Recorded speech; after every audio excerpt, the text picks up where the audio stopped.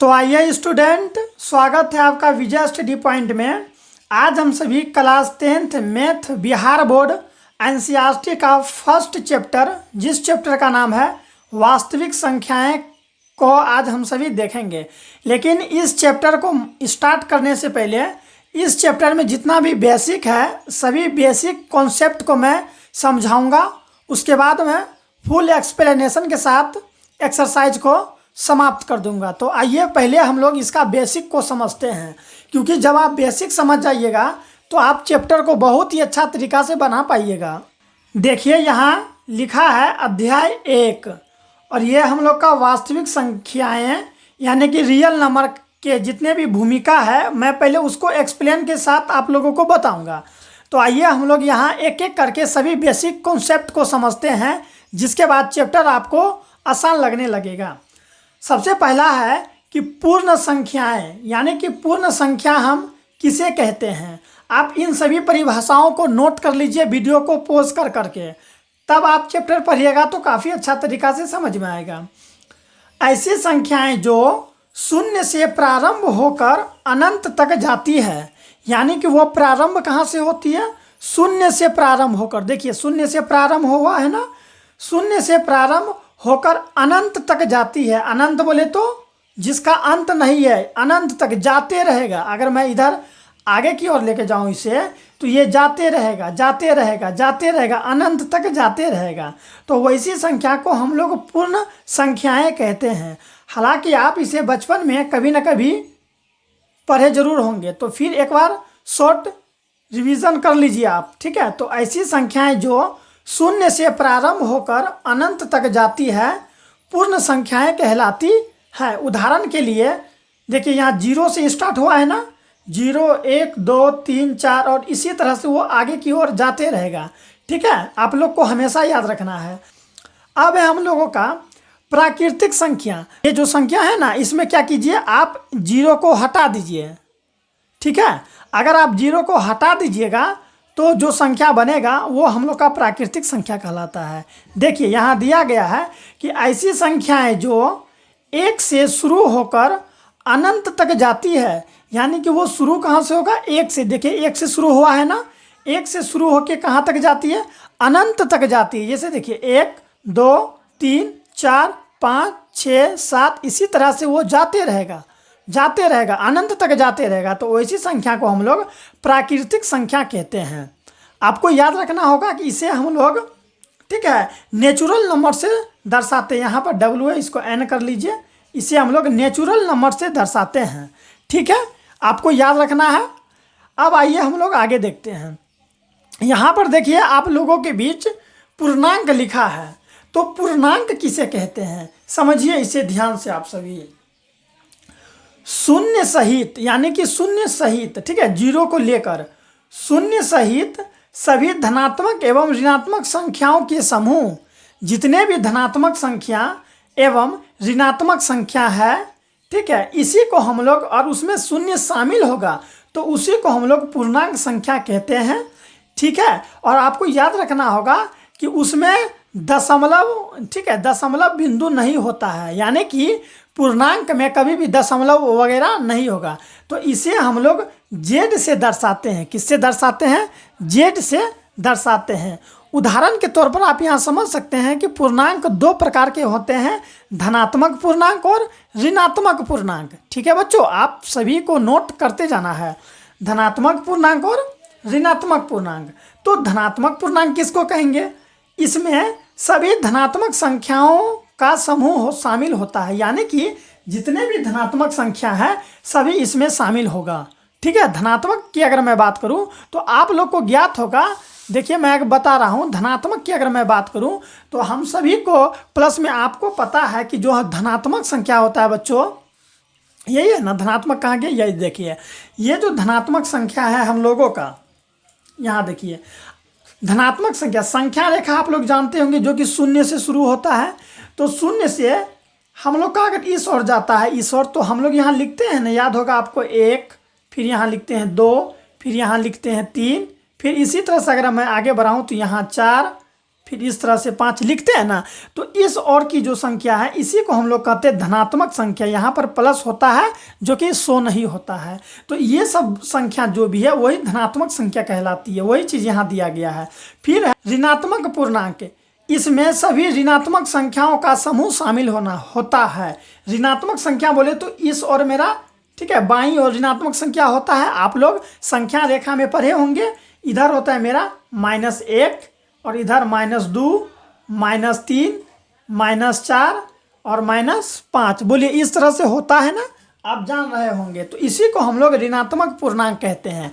तो फाइनली हमको ये पता चला जो पूर्णांक होता है वो क्या होता है, शून्य। ये जो शून्य शून्य, अब ये जो धनात्मक है ये और ऋणात्मक है ये, जब हम इस सभी को मिला देते हैं तो जो निर्माण होता है वो मेरा पूर्णांक कहलाता है। यानी कि शून्य सहित धनात्मक और ऋणात्मक संख्याओं के समूह को हम लोग क्या कहते हैं, पूर्णांक संख्या कहते हैं। यानी कि ये सभी के सभी पूर्णांक संख्या कहलाएंगे। अगर आप देखना चाहें तो यहाँ पर देख सकते हैं, मैं बताया था कि शून्य सहित यानी कि ये शून्य सहित सभी धनात्मक जो भी मैं बताया उस और जो होता है, ठीक है, धनात्मक एवं ऋणात्मक संख्याओं के समूह को ही हम लोग क्या कहते हैं, पूर्णांक संख्या कहते हैं, जिसमें कोई भी दशमलव नहीं होता है। तो बताइए आप जब कभी भी ये ऋणात्मक संख्या देखे होंगे या फिर कहीं आप पढ़े होंगे तो क्या कभी इसमें पूर्णांक में कभी भी ये आता है, दशमलव आता है? नहीं ना आता है। तो इसी को हम लोग क्या कहते हैं, पूर्णांक संख्या कहते हैं। और इसी पूर्णांक को 2 भाग में बांट देते हैं। एक हो जाता है मेरा ऋणात्मक, ये वाला ऋणात्मक, और ये वाला मेरा धनात्मक कहलाता है। तो वही चीज़ तो यहाँ दिया गया है, धनात्मक और ऋणात्मक। ठीक है, आप लोग समझ पा रहे होंगे। अब यहाँ पर कुछ नोट में दिया गया है, देखिए आप लोग यहाँ, और इसको नोट भी कर लीजिए। शून्य जो है न तो धनात्मक पूर्णांक है और ना ही ये ऋणात्मक पूर्णांक है, लेकिन ये एक पूर्णांक है। ठीक है, जो शून्य है वो ना ही धनात्मक पूर्णांक है बच्चों। ये जो शून्य आप देख पा रहे होंगे, ये शून्य, ये ना ही धनात्मक है और ना ही ऋणात्मक है, लेकिन ये एक पूर्णांक है। ठीक है, अगर आपसे कोई ये पूछ दे कि बोलिए शून्य क्या है, तो केवल शून्य एक पूर्णांक है। ये ना ही धनात्मक पूर्णांक है और ना ही ये एक ऋणात्मक पूर्णांक है, ये केवल पूर्णांक है। आपको ये मायने में रखना होगा कि ये केवल, यानी कि शून्य केवल पूर्णांक है, ये ना ही धनात्मक है और ना ही ऋणात्मक है। समझ में आ गया? यही चीज़ यहाँ नोट में दिया गया है, आप इससे नोट कर लीजिएगा तो बहुत अच्छा होगा। ठीक है, अगर आपका ऑब्जेक्टिव में बने कि शून्य क्या है, तो शून्य क्या है आपको याद रखना होगा। ठीक है, अब देखिए बच्चों, यहाँ पर कुछ इंपॉर्टेंट है। परिमेय संख्या किसे कहते हैं? परिमेय संख्या, तो आप याद रखिएगा बच्चों, परिमेय संख्या किसे कहते हैं। हालांकि 9th में भी ये कॉन्सेप्ट है, ठीक है, तो फिर भी आप यहाँ पर एक बार देख लीजिए। वे संख्याएं जो P/Q के रूप में हो, किस रूप में हो? P/Q के रूप में हो, जहाँ Q बराबर 0 और P और Q पूर्णांक हो। यानी कि Q बराबर 0 नहीं हो बच्चों, ठीक है, ये ना कि Q बराबर 0 हो, Q बराबर 0 नहीं हो और P और Q एक पूर्णांक हो, उसे हम लोग परिमेय संख्या कहते हैं। अब आप ये समझिए, परिमेय संख्या यहाँ पर समझिए। अगर कभी भी परिमेय संख्या आपसे पूछे, ठीक है, तो यहाँ देखिए परिमेय संख्या हम वैसी संख्या को कहते हैं जिसे हम लोग P/Q के रूप में लिखते हैं। P बोले तो अंश, ठीक है, और Q बोले तो हर। P/Q यानी कि अंश और हर के रूप में जिसे हम लोग लिखते हैं उसे हम लोग परिमेय संख्या कहते हैं। फॉर एग्जाम्पल के तौर पर हम ये 4/2 लिख सकते हैं ना, तो ये मेरा हो जाएगा अंश और ये हो जाएगा मेरा हर। तो हम लोग P/Q यानी अंश बट्टे हर के रूप में लिखे तो ये मेरा परिमेय संख्या कहलाएगा। ठीक है, आपको लेकिन एक चीज़ याद रखना होगा, P कोई ना कोई पूर्णांक होगा। पूर्णांक बोले तो या तो वो धनात्मक संख्या या कोई ऋणात्मक संख्या होगा। ठीक है, तो वही ना पूर्णांक होता है जी। तो ये कोई ना कोई पूर्णांक होगा और ये भी कोई ना कोई पूर्णांक होगा। ठीक है, लेकिन कभी भी Q का मान, यानी कि ये जो हर होता है, नीचे वाला को हर कहते हैं, ऊपर वाला को अंश कहते हैं। ये जो हर है, हर का मान कभी भी क्या नहीं होनी चाहिए, आपको हमेशा याद रखना, 0 नहीं होनी चाहिए। क्या नहीं होनी चाहिए? 0 नहीं होनी चाहिए। किसका मान? क्यू का मान 0 नहीं होनी चाहिए। अगर क्यू का मान 0 है तो समझ जाइए वो परिमेय संख्या नहीं है। उदाहरण के तौर पर 4/0 क्या परिमेय संख्या है? तो ये परिमेय संख्या नहीं है। हालांकि इसे हम लोग p/q के रूप में लिखें, लेकिन यहाँ q का मान कितना है? 0 है। अगर q का मान 0 होगा तो वो परिमेय संख्या नहीं कहलाएगा। जैसे कि आप यहाँ उदाहरण में देख सकते हैं, यहाँ पर लिखा गया है कि वे संख्याएं जो p/q के रूप में हो, यानी p/q के यानी अंश बट्टे हर के रूप में रहेगा, लेकिन q का मान 0 नहीं होना चाहिए। q का मान 0 नहीं होना चाहिए तो हम लोग उसे परिमेय संख्या कहेंगे। ठीक है, दुनिया का हर एक संख्या को हम लोग परिमेय संख्या कह सकते हैं, लेकिन उसके नीचे 0 नहीं होनी चाहिए। ठीक है, तो उसे हम लोग परिमेय संख्या कहते हैं। अब देखिए यहाँ पर, जैसे कि यहाँ उदाहरण दिया गया 3, 3 एक परिमेय संख्या है। अब कहिएगा सर 3 परिमेय संख्या, इसका बट्टे में कहाँ कुछ है? तो यहाँ देखिए जी, अगर 3 के नीचे कुछ नहीं तो 1 है, तो ये मेरा p हो गया और ये मेरा q हो गया। तो 3 के नीचे कुछ नहीं तो 1 है, जहाँ कोई नहीं रहता वहाँ तो 1 रहता है ना जी। तो ये मेरा p/q के रूप में हो गया, यानी कि 3/1। 3 के नीचे कुछ नहीं तो 1 है ना, इसलिए ये मेरा 3 होगा। अब देखिए 5/7 ये भी मेरा परिमेय संख्या के रूप में है, क्योंकि अंश बट्टे हर के रूप में है। फिर यहीं पर दिया गया -1/4, ये भी परिमेय संख्या। 0 भी एक परिमेय संख्या है, क्योंकि अगर 0 के नीचे कुछ नहीं है तो नीचे में 1 तो है। 0 के नीचे कुछ नहीं है तो नीचे 1 तो है। जब नीचे 1 है तो ये मेरा परिमेय संख्या कहलाएगा। फिर यहाँ पर देखिए बच्चा, यहाँ पर है 0.3 पर आवर्त। क्या है? 0.3 पर आवर्त क्या सर एक परिमेय संख्या है? तो ये एक बिल्कुल संख्या है, क्योंकि अगर कभी भी किसी संख्या पर आवर्त हो तो जितना संख्या पर आवर्त होगा बटे में उतना 9 हो जाता है। तो देखिए अगर हम इसको अगर हटाने का प्रयास करें, आवर्त को हटाने का प्रयास करें, तो ये हो जाएगा, क्या हो जाएगा आपका? ये हो जाएगा 3 बटे, देखिए दशमलव के बाद 3 है तो हम यहाँ 3 लिख दिए। आवर्त है ना, तो आवर्त किस पर है जी? 3 पर आवर्त है ना, तो एक संख्या पर आवर्त है, तो एक संख्या पर आवर्त है तो एक 9 नीचे दे देंगे। तो ये हो गया मेरा कौन सी परिमेय संख्या, क्योंकि अब ये मेरा अंश और ये मेरा हर के रूप में आ गया। तो अंश बट्टे हर के रूप में आ गया तो हम लोग इसको परिमेय संख्या बेहिचक कह सकते हैं। उसी तरह आप यहाँ पर देखिए क्या दिया गया है, 6 दशमलव, यहाँ देखिए है ना 0.6, 0. आप लोग यहाँ पर भी फोकस कीजिएगा जहाँ जहाँ मेरा कलम चलेगा, 0.63। तो अभी मैं आपको क्या बताया कि जैसे अगर यहाँ पर अगर इस टाइप को अगर इस पर तो आवर्त लगा है ना जी, तो अब अगर हम कहेंगे कि ये परिमेय संख्या के रूप में, ये एक परिमेय संख्या क्योंकि ये p/q के रूप में है, तो आप तो कहिएगा सर हम माने ये p है तो q कहाँ है? तो q कहाँ होगा? आप जान रहे हैं कि मैं क्या करूँगा, देखिए यहाँ 6 3 है तो 6 3 लिख दिए ना। अब आवर्त काय गो पर है? 2 संख्या पर है, तो नीचे हम लोग 2 9 दे देंगे। तो ये मेरा देखिए, ये मेरा अंश और ये मेरा हर, यानी p/q के रूप में आया, तो ये मेरा परिमेय संख्या होगा। ठीक है, अब इसी तरह संख्या यहाँ पर देखिए दिया गया 0.12 पर आवर्त है ना, तो देखिए ये 12 है तो यानी कि 1 2 है तो हम 1 2 लिख दिए। कितना पर आवर्त है? 2 संख्या पर, तो नीचे 9 दे दिए।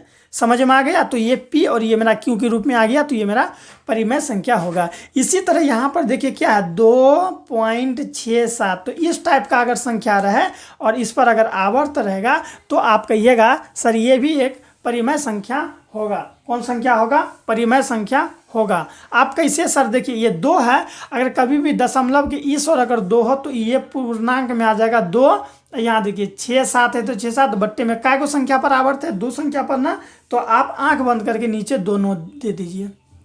तो देखिए हालांकि ये भी एक परिमेय संख्या कहलाएगा, क्योंकि ये भी ये p और ये q के रूप में आ गया। नहीं तो पूर्णांक तोड़ने आप जानते हैं, इसको इससे गुना करके ये जोड़ते हैं ना जी, इसको 99 को 2 से गुना करके ये 67, ठीक है 67 को जोड़ दीजिए, अब बटे में 99 तो 99 डाल दीजिए, तो ये मेरा परिमेय संख्या के रूप में निकल जाएगा। तो आई होप आपको परिमेय संख्या समझ में आ गया होगा। फाइनली एक बार डिफिनेशन फिर से देख लीजिए कि वे संख्याएं जो p/q के रूप में हो, यानी अंश बट्टे हर के रूप में हो, लेकिन जो q हो यानी कि हर का जो मान है वो 0 नहीं होना चाहिए, और p और q कोई ना कोई संख्या हो, कोई ना कोई पूर्णांक होनी चाहिए, बस हो गया। उदाहरण के तौर पर ये देखिए, ठीक है, तो इसको हम लोग परिमेय संख्या कहते हैं। अब है हम लोग का कि अपरिमेय संख्या किसे कहते हैं। अपरिमेय बोले तो ये वाला अपरिमेय संख्या किसे कहते हैं। तो देखिए यहाँ दिया गया है वे संख्याएं जो p/q के रूप में ना हो, यानी पी बट्टे क्यों बोले तो बाबू अंश बट्टे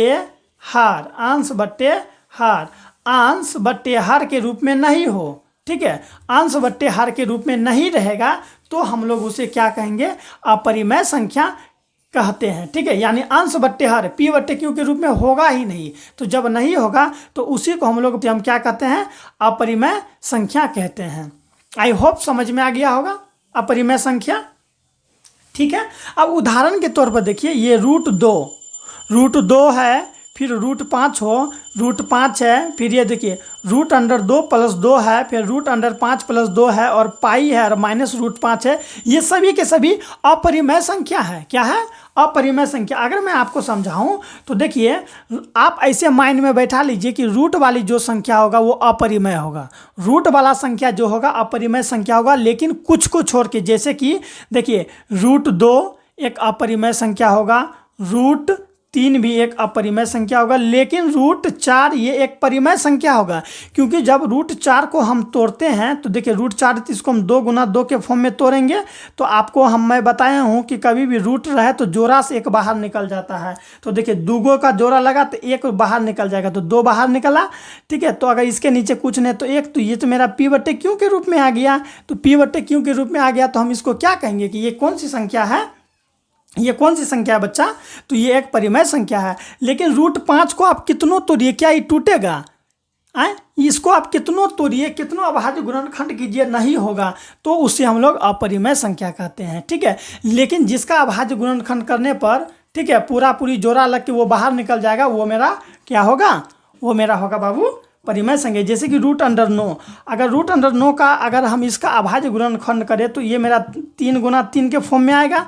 तो फिर हम इससे क्या करेंगे, एक बाहर कर लेंगे, तो देखिए 3 के नीचे कुछ नहीं तो एक, तो पी बट्टे क्यू के रूप में आया ना, तो ये मेरा परिमेय संख्या होगा। लेकिन √5 एक अपरिमेय संख्या होगा। याद रखना, अपरिमेय संख्या को कभी भाग लगाइए वो नहीं लगेगा, जिंदगी में कभी नहीं लगेगा, ठीक है। उसका निश्चित मान नहीं होगा, ठीक है, उसका कोई निश्चित मान नहीं होगा, वो लगातार कितनों भाग लगाइए वो नहीं का नहीं लगेगा। जैसे कि 22/7 को आप भाग लगाइए, हालांकि इसका हम कुछ 22/7 पाई का मान होता है ना जी, पाई का मान 22/7, हम तो मान लिए हैं कि पाई का मान 22/7 होता है, लेकिन अगर आप इसी को भाग दीजिए तो कभी भाग लगने वाला नहीं है, इसीलिए हम लोग पाई को कहते हैं अपरिमेय संख्या। लेकिन ये जो पाई का मान है 22/7, इसको तो हम लोग पी बट्टे क्यू के रूप में लिख दिए ना, इसीलिए हम लोग इसको परिमेय संख्या कहते हैं। लेकिन अगर इसको आप रियल में अगर भाग दीजिएगा 3.14 ऐसे करके आते रहता है ना, ये कभी भी नहीं कटेगा, आते रहेगा जिंदगी भर। तो जो चीज़ कभी नहीं कटेगा, जिंदगी भर आते रहेगा, उसी को तो हम लोग अपरिमेय संख्या कहते हैं ना। उसी तरह √5, अब √5 को कितनों तोड़िए पूरा कभी नहीं टूटेगा, ये जिंदगी में कभी नहीं टूटेगा, तो उसी को हम लोग कहते हैं अपरिमेय संख्या, ठीक है बच्चों। आपको अपरिमेय समझ में आ गया होगा, ठीक है। हालांकि चैप्टर में जब हम लोग पढ़ेंगे तो वहाँ पर जैसे जैसे आएगा मैं और विस्तार से वहाँ पर बताते जाऊँगा। अब यहाँ पर एक और टॉपिक है कि परिमेय वास्तविक संख्या है। क्या है यहाँ, वास्तविक संख्या। तो वास्तविक संख्या देख सकते हैं आप लोग स्क्रीन पर, परिमेय संख्याओं और अपरिमेय संख्याओं के समूह को ही वास्तविक संख्या कहते हैं। यानी कि जितना भी दुनिया का परिमेय संख्या है, जैसे कि परिमेय संख्या बोले ना, तो ऊपर में आप लोग देखे तो ये वाला परिमेय संख्या, यहाँ देखिए परिमेय, वहाँ देखिए उदाहरण में है ना 3, 5/7, -1/4, 0, इसको ले लीजिए परिमेय संख्या। अपरिमेय संख्या ये रूट वाला जितना है, √2, √5, ये यहाँ पर देख रहे हैं आप लोग, तो ये वाला यानी कि अपरिमेय और परिमेय के जब हम सबको सम्मिलित रूप से मिला देते हैं तो वही मेरा वास्तविक संख्या कहलाता है। यानी कि वास्तविक संख्या के अंतर्गत कोई भी संख्या, दुनिया का कोई भी संख्या वास्तविक संख्या के अंतर्गत आ सकता है, चाहे वो माइनस वाला हो, चाहे बिना माइनस का हो, कोई भी हो, ठीक है, रूट वाला हो, बिना रूट वाला हो, भाग लगे अथवा ना लगे, सभी संख्या को हम वास्तविक संख्या कहते हैं, इंग्लिश में रियल नंबर कहते हैं। और वही तो हम लोग का चैप्टर का भी नाम है, वास्तविक संख्या। देखिए है ना, वास्तविक संख्याएं, रियल नंबर। यानी कि इस चैप्टर में जो हम लोग पढ़ेंगे अध्याय 1 में, इसमें दुनिया की कोई भी संख्या क्यों ना हो, सबका हम लोग अध्ययन कर लेंगे, वास्तविक संख्या के अंतर्गत वही आएगा। अब यहाँ पर कुछ दिया गया है इंपॉर्टेंट, आप लोग देखिए, यहाँ पर दिया गया है कि अभी तक आप जितनी संख्याएं जानते हो सभी वास्तविक संख्या है। यानी कि आप अभी तक जितना भी कुछ जान रहे हैं वो सभी के सभी वास्तविक संख्याएं ही हैं, कि नहीं है? आप अभी तक क्या पढ़े होंगे? बचपन से गिनती पढ़े होंगे, इकाई दाही पढ़े होंगे, यही सब ना पढ़े होंगे जी। तो आप जितना कुछ जानते हैं वो सभी के सभी वास्तविक संख्या के अंतर्गत ही आएगा। ठीक है बच्चों, अब आप यहाँ पे एक चीज़ समझिए, अभाज्य संख्या। अक्सर ये प्रश्न आपको जो है कि इससे रिलेटेड प्रश्न आपको वहाँ पर देखने को मिलेगा कि अभाज्य संख्याएं किसे कहते हैं। क्या? अभाज्य संख्याएं। तो आप याद रखिए कि ऐसी संख्याएं जो स्वयं के अलावा, स्वयं बोले तो खुद के अलावा, ठीक है, ऐसी संख्या मैं अभी एक्सप्लेन कर दूंगा। ऐसी संख्याएं जो स्वयं के अलावा किसी दूसरी, ठीक है, किसी दूसरी संख्या से विभाजित नहीं होती है, ठीक है, यानी वो स्वयं से भाग लगेगा, किसी और से विभाजित नहीं होती है, इसे हम प्राइम नंबर भी कहते हैं, यानी कि अभाज्य संख्या कहते हैं। जैसे कि बच्चों अगर मैं यहाँ पर लूँ, अभाज्य संख्या के अंतर्गत 2 आएगा। कितना आएगा? 2 आएगा। किसके अंतर्गत? अभाज्य संख्या, ठीक है। अभाज्य संख्या के अंतर्गत क्या आएगा? 2 आएगा। क्या 2 किसी से भाग लगेगा? हालांकि 1 से भाग लगेगा, ठीक है। तो 1 के अलावा और किससे भाग लगेगा? वो स्वयं से भाग लगेगा कि नहीं लगेगा? ये जो है ये स्वयं से भाग लगेगा, यानी कि खुद से भाग लगेगा। तो वैसी संख्या जो खुद से भाग लगे, 2 किसी से भाग नहीं लगेगा। 2 केवल 2 से, देखिए एक बार में 2 कट गया। अगर आप 2 को भाग लगाना चाहेंगे, 3 से नहीं लगेगा, 4 से, 5 से, 6 से नहीं लगेगा। तो इसीलिए हम लोग कहते हैं कि वैसी संख्या जो केवल स्वयं से भाग लगे, अपने अलावा और किसी से भाग नहीं लगेगा, उसे ही हम लोग अभाज्य संख्या कहते हैं। इसी तरह 5 को देखिए, 5 को आप किसी से भाग लगाइएगा, लगेगा। अब आप ये नहीं कहिएगा सर ये 1 से लग जाएगा। अरे 1 से तो दुनिया की सब संख्या भाग लग जाएगा, ठीक है। तो 1 को नहीं लेना है। अगर मैं इसको बात करूँ ये किससे भाग लगेगा, तो ये देखिए आप अभाज्य संख्या, ये 1 से, तो 1 को छोड़ के 2 से लगेगा नहीं, 3 से, 4 से किसी से नहीं लगेगा, 6, 7, 8, 10, 12 किसी से नहीं लगेगा। ये भाग लगेगा तो केवल स्वयं से भाग लगेगा, यानी कि ये खुद से, यानी 5 से ही भाग लगेगा एक बार में। तो ऐसी संख्या जो केवल खुद से भाग लगे, स्वयं से भाग लगे, स्वयं से विभाजित हो, उसे हम लोग अभाज्य संख्या कहते हैं बच्चों, ठीक है। क्या कहते हैं? अभाज्य संख्या कहते हैं। इसी तरह हम लोग देख सकते हैं यहाँ पर कि 11 हो गया। 11 आप किसी से भाग लगेगा, स्वयं से भाग लगेगा। 13 किसी से भाग लगेगा, स्वयं से विभाजित होगा, ठीक है। और किसी से, दुनिया का कोई भी संख्या से विभाजित नहीं होगा, वो केवल स्वयं से विभाजित होगा, ठीक है। और आप ये मत कहिएगा सर वो 1 से विभाजित होगा, तो 1 हर एक संख्या से विभाजित होगा, इसीलिए हम लोग 1 को नहीं लेंगे, ठीक है। आप यहाँ देखिए 19 तो सबसे भाग लग जाएगा। क्या लगेगा सबसे? हाँ बिल्कुल नहीं लगेगा। 19 सबसे भाग नहीं लगेगा, वो स्वयं से भाग लगेगा। 23 जी नहीं, वो स्वयं से भाग लगेगा। तो वैसी संख्या जो स्वयं से भाग लगे, कि खुद से भाग लगे, अपने आप से भाग लगे, उसे हम लोग अभाज्य संख्याएं कहते हैं, प्राइम नंबर कहते हैं, ठीक है। अब देखिए भाज्य संख्या किसे कहते हैं? वैसी संख्या जो कम से कम 2-3 से कट जाए, कम से कम 2 से भाग लग जाएगा ना, तो समझ जाइएगा उसको हम लोग भाज्य। भाज्य से ही पता चल रहा है बच्चा कि ये भाज्य यानी भाग लग जाता है। तो जैसे कि आप यहाँ पर 4 को लीजिए, 4 को तो हम कहेंगे बोलिए सर ये 4 किस किस से भाग लगेगा? तो 4 भाग लगेगा किससे? ये देखिए 1 से तो लगेगा ही, 1 को हालांकि हटा के रखते क्योंकि 1 से सब संख्या भाग लगता है। ये 2 से भाग लगेगा, देखिए 2 से लग गया ना, और स्वयं से भी भाग लग जाएगा, यानी वैसी संख्या जो कम से कम 2 संख्या से भाग लग जाए। देखिए ये 2 से भाग लग गया 4 से, तो ये 1 संख्या और ये 1 संख्या, तो 2 संख्या से भाग लगा ना। तो वैसी संख्या जो कम से कम 2 संख्या से भाग लग जाए उसे भाज्य संख्या कहते हैं। आप लोग ऐसे भी इसको माइंड में बैठा सकते हैं, ठीक है। अब इसी तरह हम देखिए 6 देखिए किस किस से भाग लगेगा? ये 2 से लग जाएगा, ठीक है, 2 से लगेगा ना, 2 से लग जाएगा। फिर ये 3, ये जो 6 है बाबू, ये 3 से भी भाग लग जाएगा। 2 से तो भाग लगबे करेगा, ये 6 3 से भी लग जाएगा।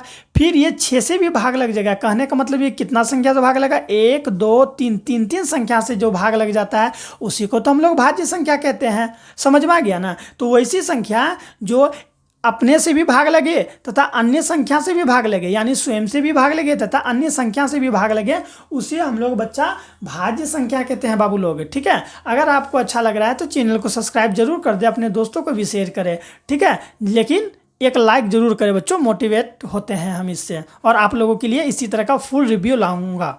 अब यहाँ पर देखिए उसी तरह ये जो दिया गया है यहाँ पर आप देख सकते हैं भाज्य संख्या, ठीक है, ठीक है। वही चीज़ यहाँ देख, ऐसी संख्या जो स्वयं के अलावा, स्वयं मतलब खुद से, जैसे 6 6 है तो 6 स्वयं से तो भाग लगेगा ही, 4 है तो 4 स्वयं से तो भाग लगेगा ही, लेकिन दूसरी संख्या से भी विभाज्य हो जाती है, यानी कि दूसरी संख्या से भी भाग लग जाएगा, उसी को हम लोग क्या कहते हैं, उसी को हम लोग क्या कहते हैं, तो भाज्य संख्या कहते हैं। और याद रखिएगा भाज्य संख्या के गुणनखंड निकाले जा सकते हैं। आप एक चीज़ और याद रखिएगा, जो अभाज्य संख्या होता है, कौन संख्या, यहाँ देखिए अभाज्य संख्या, ठीक है, अभाज्य संख्या, अभाज्य संख्या का गुणनखंड नहीं निकाल सकते हैं, अभाज्य संख्या का गुणनखंड नहीं निकाल सकते हैं। गुणनखंड बोले तो जैसे 5 एक अभाज्य संख्या, क्या आप इसका गुणनखंड इस टाइप से निकालिएगा, ये किसी से लगबे नहीं करेगा, केवल 5 से लगेगा, तो इसका गुणनखंड नहीं निकलेगा। लेकिन जो भाज्य संख्या है, कौन संख्या, भाज्य संख्या है, हम लोग इसका गुणनखंड निकाल सकते हैं। उदाहरण के तौर पर अगर भाज्य संख्या का अगर हम गुणनखंड निकालें तो देखिए ये भाज्य संख्या, जैसे कि हम लोग ले लेते हैं 10, तो 10 एक भाज्य संख्या है, ठीक है, इसका गुणनखंड हम बहुत आसानी से निकाल सकते हैं। 2 से लगाएं 5 बार में, 5 से लगाएं 1 बार में, देखिए इसका गुणनखंड निकला ना। इसी तरह बहुत सारी संख्याएं हैं जिसका हम लोग गुणनखंड निकाल सकते हैं। 16 को देखिए ये भी एक भाज्य संख्या है, इसको अगर हम लोग 2 से लगाएं, किससे, 2 से लगाएं तो कितना बार में ये लग जाएगा, 8 दूनी 16, 2 से लगाएं तो 4 दूनी 8, फिर 2 से लगाएं तो 2 दूनी 4, फिर 2 से लगाएं तो 2 एकम 2। देखिए ये सब इसका गुणनखंड ही तो है, खंड खंड में बांट देना ही गुणनखंड कहलाता है। तो देखिए हम लोग इसको बांट दिए ना बाबू, हाँ, तो यही तो हो गया हम लोग का क्या, हाँ, भाज्य संख्या।